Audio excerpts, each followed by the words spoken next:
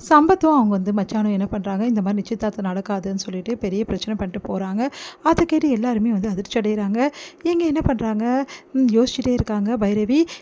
இந்த மாதிரி சம்பத் வந்து பிரச்சனை பண்ணான்னு சொல்லிட்டு ஆறுமுகத்துக்கிட்ட சொல்லிடாதமான்னு சொல்லிட்டு பைரவி அப்படின்னு சொல்லிட்டு நான் வந்து அவங்க அத்தை வந்து சொல்கிறாங்க. சரிங்க அத்தை அப்படின்னோடனே, கண்டிப்பாக சம்பத்து நாளைக்கு வருவான், பிரச்சனை பண்ணுவான், இங்கே நடக்கிறதே பெரிய ரணமாயிடும்.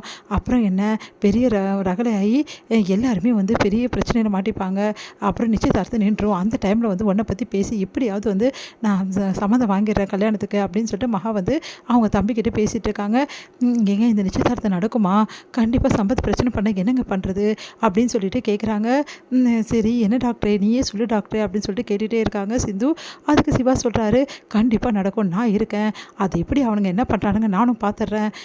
எதுக்கும் நம்ம போலீஸ் ஸ்டேஷனில் வந்து கம்ப்ளைண்ட் கொடுத்து வைக்கலாமா, அதெல்லாம் வேணாம் சிந்து, நான் பார்த்துக்கிறேன் விடு, அவனுங்க என்ன பண்ணிடுவானுங்கன்னு பார்த்துக்கலாம், அது எப்படி ஒரு விஷயத்தை வந்து பண்ண முடியும், நான் பார்த்துக்கிறேன் விடு அப்படின்னு சொல்லி சொன்னோன்னே, எனக்கு ரொம்ப பயமாக இருக்குது டாக்டரு, ஏற்கனவே ஆறுமுகம் வந்து ரொம்ப டென்ஷனாக இருப்பார், அவனுங்க வந்து பிரச்சனை பண்ணி பெரிய பிரச்சனையாகி மாப்பிள்ளை வீட்டுக்காரங்க வந்து இந்த சம்மந்தமே வேணாம்னு சொல்லிட்டு என்ன பண்ணுறது, அதெல்லாம் எதுவும் நடக்காது பார்த்துக்கலாம் அப்படின்னு சொல்லிட்டு இருக்கும்போது சிந்து யோசிச்சுட்டு இருக்காங்க. இங்கே வந்து பைரவி வந்து என்ன பண்ணலாம், கண்டிப்பாக வந்து நாளைக்கு பெரிய பிரச்சனை ஆகிடும், அதனால் வேறு வழியே கிடையாதுன்னு சொல்லிட்டு ஃபோன் பண்ணுறாங்க. உடனே வந்து சஞ்சய் வந்து ரொம்ப சந்தோஷப்படுறாரு. பரவாயில்லையே பைரவி நம்மளுக்கு ஃபோன் பண்ணுறாளே சொல்லிட்டு, சொல்லு பைரவி அப்படின்னோடனே, இல்லை நிச்சயதார்த்தம் நடக்க போகுது நாளைக்கு, அதுக்கு வந்து அந்த சம்பத்தும் வந்து அவங்க மச்சானும் வந்து பிரச்சனை பண்ணுவேன்னு சொல்லிட்டு போயிருக்காங்க, அவனுங்க மறுபடியும் வந்தானுங்களா, ஆமாம் இவனுங்க இப்படி பண்ணுவான்னு நினச்சி கூட பார்க்கல, நாளைக்கு நிச்சயதார்த்தம் நல்லபடியாக நடக்கும்னு சொல்லிட்டு நான் எல்லாக்கிட்டையும் வாக்கு கொடுத்துருக்கேன், என் வாக்கை நீ ஃப்ரெண்டாக இருந்து காப்பாற்றுவியா சஞ்சய் அப்படின்னோடனே, கண்டிப்பாக காப்பாற்றுவேன் பைரவி, உனக்காக நான் என்ன வேணாலும் செய்வேன், நீ கவலையப்படாத, அவனுங்க வந்து என்ன பண்ணுறானுங்க நானும் பார்த்துட்றேன், நான் வேணா அந்த நிச்சயதார்த்தம் வந்து கலந்துக்கிறேன், நான் இருந்தால் அவனுங்களால் பிரச்சனை பண்ண முடியாதுல்ல அப்படின்னோடனே, அப்படியே சொல்கிற, சரி சஞ்சய் நீயும் அப்போ வரியா நிச்சயதார்த்தத்துக்கு, நீ தான் என்னை இன்வைட்டே பண்ணல, நானே வந்து வரேன்னு சொல்கிறேன் அப்படின்னோடனே, சாரி சஞ்சய் நான் இன்வைட் பண்ணுவேன் நினச்சேன், ஆனால் பண்ண முடியல, சரி ஓகே நீ கண்டிப்பாக வந்துடுவேல, நான் கண்டிப்பாக வந்துடுவேன் பைரவி நீ கவலைப்படாத அப்படின்றாரு. இங்கே வந்து நிச்சயதார்த்தத்துக்கு எல்லா ஏற்பாடும் பண்ணிட்டு இருக்காங்க. பைரவி அழகாக ட்ரெஸ் பண்ணிட்டு வராங்க. அதை பார்த்து ஆரம்பம் வந்து, பைரவி நீ ரொம்ப அழகாக இருக்க அப்படின்னு, நீ கூட தான் நல்லா ஸ்மார்ட்டாக இருக்க அப்படின்றாங்க. நிஜமாக பைரவி அப்படி சொல்லிட்டு போய் கண்ணாடி பார்க்குறாரு. போதும் கண்ணாடி பார்த்தது, போயிட்டு ஆக வேண்டிய வேலையை பாரு அப்படி சொல்லிட்டு சொன்னோன்னே சிரிக்கிறாங்க. பைரவியா இது என்கிட்ட இப்படி சிரிச்சு பேசுகிறாளே அப்படி சொல்லி சந்தோஷப்பட்டுட்டு இருக்காங்க. இங்கே பைரவி வந்து எல்லா விஷயத்தையும் வந்து பைரவியும் ஆறுமுகம் சேர்ந்து செய்கிறத பார்த்துட்டு அவங்க அம்மா ரொம்ப சந்தோஷப்படுறாங்க. இப்படியே 2 பேரும் ஜோடியாக வந்து சந்தோஷமாக இருந்தால் எனக்கு இது போதுன்றாங்க. இங்கே வந்து சிவாவும் வந்து சிந்து வந்து மற்ற வேலை எல்லாத்தையும் பார்க்குறாங்க.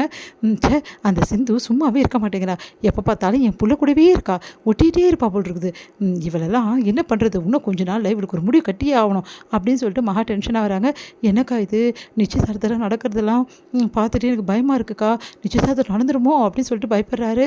அவங்க தம்பி மகா கிட்ட, டேய் அதெல்லாம் நடக்காதுடா, சம்பத்து கரெக்ட் நேரத்துக்கு அவங்க மச்சானை கூட்டிகிட்டு வந்து இங்கே பெரிய பிரச்சனை ஆக்குவான், அப்புறம் என்ன ஒன்றும் நடக்காது, நீ கவலையே படாதடா அப்படின்றாங்க.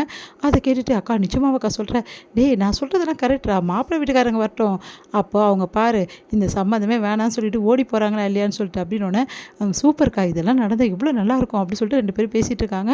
கரெக்டாக நிச்சயத்துக்கான எல்லா ஏற்பாடும் பண்ணிட்டோன்னே எல்லோரும் வந்துட்டுருக்காங்க. அப்போ கரெக்டாக மாப்பிள்ளை வீட்டுக்காரங்க வந்துடுவாங்க, இன்னும் எல்லாம் முடிஞ்சிச்சான்னு சொல்லிட்டு எல்லாம் பார்த்து இன்னும் வரலையே அவங்க அப்படி சொல்லிட்டு எதிர்பார்த்துட்டு இருக்காங்க. கரெக்டாக சஞ்சய் வந்து இறங்குறாரு. சஞ்சய் பார்த்தோன்னா அதிர்ச்சி அடைகிறாங்க எல்லாரும். போலீஸ் எங்கே வருது, போலீஸ் அதுவும் போலீஸ் ட்ரெஸ்ஸில் வரலையே, நார்மல் ட்ரெஸ்ஸில் வந்திருக்கே அப்படின்னு சொல்லிட்டு பார்க்குறாங்க. வாங்க தம்பி அப்படி சொல்லி கூப்பிட்டோன்னே, நான் தான் இன்வைட் பண்ணேன் அப்படின்றாங்க பைரவி. அதை கேட்டுட்டு, என்னம்மா அப்படின்னு சொல்லி சொன்னேன். ஆமாம் எப்படியும் வந்து அவங்க 2 பேரும் எதாவது பிரச்சனை பண்ணால் இவர் இருந்தால் சமாளிச்சிடலாம் அத்தை, அதனால தான் அத்தை அப்படின்னோடனே, பரவாயில்லம்மா அப்படி சொல்லி சொல்கிறாங்க. வாங்க தம்பி சொல்லிட்டு உள்ளே கூப்பிட்றாங்க. இவனை எதுக்கு பைரவி கூப்பிட்டா, என் மேலே நம்பிக்கை கிடையாது அவளுக்கு, இவனை கூப்பிட்டு வச்சிருக்கா, எதனால் இவ கூப்பிட்ருக்கா அப்படின்னு சொல்லிட்டு யோசிச்சுட்டே இருக்காங்க. பைரவி சஞ்சய் எதுக்கு கூப்பிட்டேன்னு தெரிஞ்சுக்கலாம், ஏன் சஞ்சய் என் ஃப்ரெண்டு வரக்கூடாது நிச்சயதார்த்தத்துக்கு அப்படின்றாங்க. வரலாம், நான் அதுக்கு சொல்லலை, எதுக்கு கூப்பிட்டேன்னு, நான் என் ஃப்ரெண்டுன்ற முறையில் கூப்பிட்டேங்க, என் ஃப்ரெண்டு முறையில் கலந்துக்கூடாதா, கலந்துக்கலாம் அப்படி சொல்லிட்டு போகிறாங்க. பைரவி பார்த்துட்டு, பைரவி இன்றைக்கி நீ ரொம்ப அழகாக இருக்க பைரவி, பார்க்குறதுக்கு தேவதை மாதிரி இருக்க, இந்த புடவை உனக்கு சூப்பராக இருக்குது அப்படின்னு சொல்லிட்டு அப்படியே வந்து புடவையை பற்றி பேசிகிட்டு இருக்கா சஞ்சய். இதெல்லாம் பார்க்கும்போது செம்மையாக கடுப்பாக ஆறுமுகத்துக்கு பார்த்து டென்ஷன் ஆகிறாரு. வந்து பூ எடுத்துகிட்டு போகிற கீழே விட போகிறாங்க. அப்போ வந்து சஞ்சய் நம்ம தாங்கி பிடிக்கலாம்னு சொல்லிட்டு சந்தோஷமாக போகிறாரு. ஆனால் ஆறுமுகம் தாங்கி பிடிச்சிடறாரு. அவங்க 2 பேரையும் பார்த்து வயிறா எரியுது. சஞ்சய்க்கு செம்ம கடுப்பாகிறாரு.